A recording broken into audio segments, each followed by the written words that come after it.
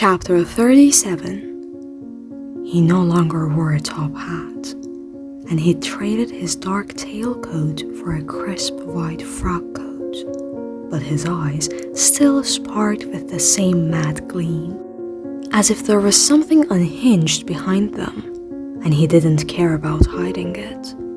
"Scar?" Tella hissed. Acting weird again, she mouthed. "No, I know him," Scarlett insisted. "That's Legend." "Scarlett, please stop acting crazy," Tella said. "Daniel's been with me all night, every night of the game. It's not possible for him to be Legend." "That's true." Legend hooked his arm around Tella's shoulder. She looked childlike under his heavy grip as he possessively pulled her short frame closer. "Get your hands off her!" Scarlett launched herself at Legend. "Scar, stop!" Tella grabbed Scarlett's hair, yanking her away before she managed more than a scratch. "Daniel, I'm so sorry," Tella said. "I don't know what's got into her. Scarlett, end this madness!" "He lied to you!" Scarlett's scalp burned as she struggled with Tella. "He's a murderer!" Though Legend didn't look like a killer just then. Dressed in white and without his mad smile, he looked as innocent as a saint. "Maybe we should tie her up before she hurts herself." "No!" Scarlett shouted. A flash of unease crossed Tella's face. "Love, she's wild. She's going to hurt one of us." Legend's brows drew together as if he were truly worried. "Remember about the warnings about the people who get swept too far away? I'll hold her while you fetch rope. There should be some in the dressing trunk for episodes like this." "Tella, please, don't listen to him," Scarlett pled. "Love?" coaxed Legend, his voice dripping deceptive concern. "Is for her own safety." Tella's eyes darted from Legend in all his pristine glory to Scarlett, with her knotted hair and tear-stained cheeks. "I'm sorry," Tella said. "I don't want you to get hurt." "No!" Scarlett thrashed again, ripping the sleeve of her dress and spilling beads on the floor, as Legend took her from her sister. Hands as strong as iron manacles twisted her wrists behind her back, while Tella disappeared behind her dressing curtain. "See how willing she is to do whatever I suggest?" Legend purred into her ear. "Please," Scarlett begged. "Leave her alone. I'll do whatever you say if you let her go. You want me to jump off that balcony? I will. Just don't hurt her." In one sharp motion, Legend spun Scarlett around. Pale skin and harsh cheekbones, and eyes full of unveiled madness. "You would jump for her to your death?" He released Scarlett with a shove. "Then do it, now." "You want me to jump right now?" "Not right now." His lips twitched at the corners, the demented imitation of a smile. "I wouldn't have invited you to our funeral if I planned on you dying tonight. Just walk to the edge of the balcony, as close as you can get without falling over." Scarlett couldn't think clearly. She wondered if this was how Tella felt around Legend, befuddled and bewildered. "If I do this, you promise you won't hurt my sister?" "You have my word." Legend X'd a pale finger over his heart. "If you walk to the rim of the balcony, I swear on my amazing life, I will not touch your sister again." "And promise me you won't let anyone else?" Legend raked Scarlett over with his eyes, from the ripped sleeve of her dress to her naked feet. "You're not really in a position to make deals." "Then why are you making a deal with me?" "I want to see how far you are willing to go." His tone turned syrupy with curiosity, but the look he gave her was pure challenge. If you are not willing to do this, you'll never be able to save her. To Scarlett, it sounded as if he said, if you're not able to do this, you don't love her enough. Purposefully, Scarlett started toward the edge of the balcony. Night air swept around her ankles as she drew closer. And even though Scarlett had never feared heights, she felt dizzy as she dared to look down at the specks of light and dots of people, and the solid ground that would show no mercy if she... "Stop!" Legend yelled. Scarlett froze, but Legend continued to shout, filling his voice with artificial terror, making it crack in all the right places. "Donatella, hurry! Your sister is trying to jump!" "No!" Scarlett hollered. "I'm not!" A warning look from Legend cut her off. "Say another word and you have no guarantees from me." But a promise from him meant nothing. She'd been a fool to believe anything it said.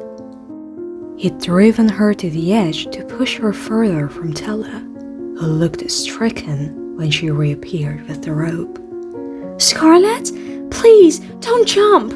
Tella's face was red and splotchy. "I wasn't going to jump!" Scarlett insisted. "I'm so sorry. She convinced me to let her go," Legend said. Then she said if she jumped, she'd wake up from the game. "Daniel, it's not your fault," Tella said. "Scar, please, step away from the ledge." "He's lying!" Scarlett yelled. "He's the one who made me go to the edge. He said if I did, he wouldn't hurt you." Scarlett realized too late this only made her sound more insane. "Tella, please, you know me. You know I wouldn't do something like that." Tella sucked on her lower lip, looking torn once more, as if deep down Tella believed her sister wasn't suicidal. "I love you, Scar, but I know this game does strange things to people." Tella handed her coil of rope to Legend. He lowered his head dramatically, as if this pained him too. "No!" Scarlett wanted to back away, but the edge of the balcony was behind her. The cruel night hungering to swallow her up if she fell. She shot forward instead, trying to outrun Legend, but he moved like a viper. One hand wrapped around her wrists. He used the other to shove her into a chair. "Let me go!" Scarlett tried to kick, but Tella was there as well, working to bind Scarlett's flailing ankles, while Legend secured her arms and chest to the chair. Scarlett could feel Legend's breath against her neck, hot as he whispered too low for Tella to hear. "Wait until you see what I do next." "I will kill you!" Scarlett screamed. "Maybe we should get her a sedative," asked Tella. "No, I think this should hold her long enough." Legend tugged on the rope a final time, slicing through Scarlett's breathing.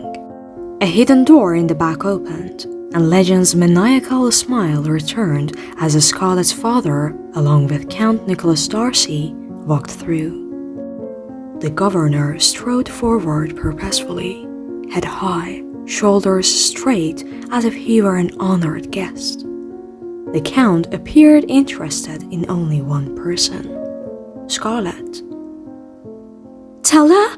Scarlett's panic escalated.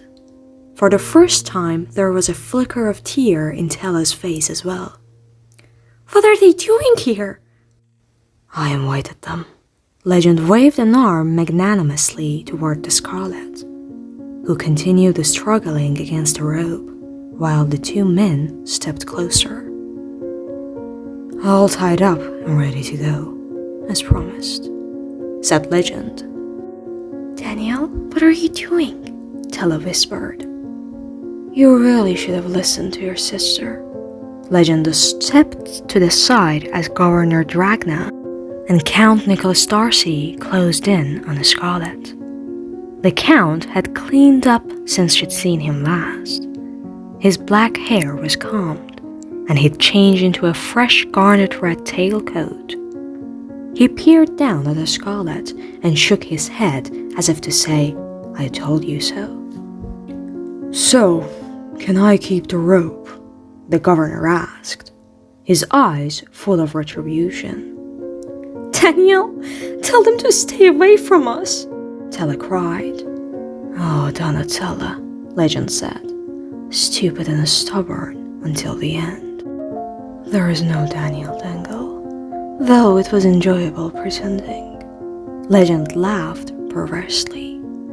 The same awful sound the Scarlet had first heard in the tunnels.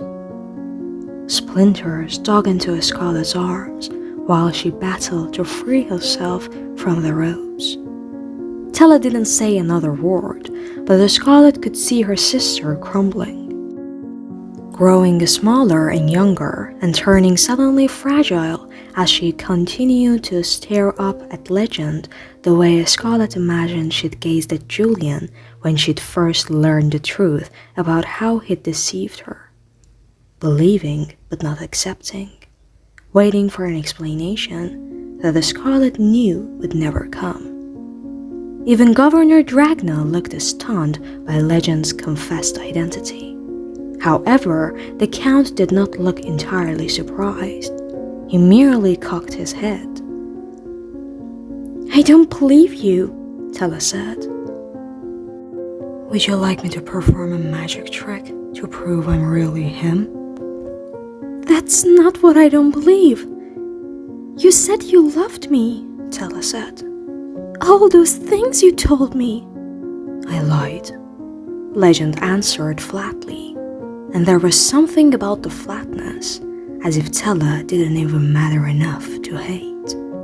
But, Tella sputtered, the spell Legend cast upon her finally breaking. If she were made of porcelain, as Scarlet often thought, Tella would have shattered. But she just kept stepping back, closer and closer to that dangerous edge of the balcony. "Tella, stop!" Scarlet yelled. "You're almost at the rim." "I'm not stopping until you step away from her." Tella shot a pointed look at her father and the Count. "If either of you take another step toward my sister, I swear I'll jump. And Father, you know if you don't have me, you'll never be able to control the Scarlet. Even if you have her, you won't make this marriage happen."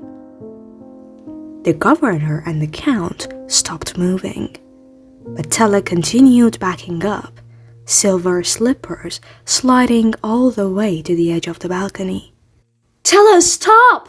Scarlet fought to free herself from the rope, beads breaking off her dress as she thrashed against the chair.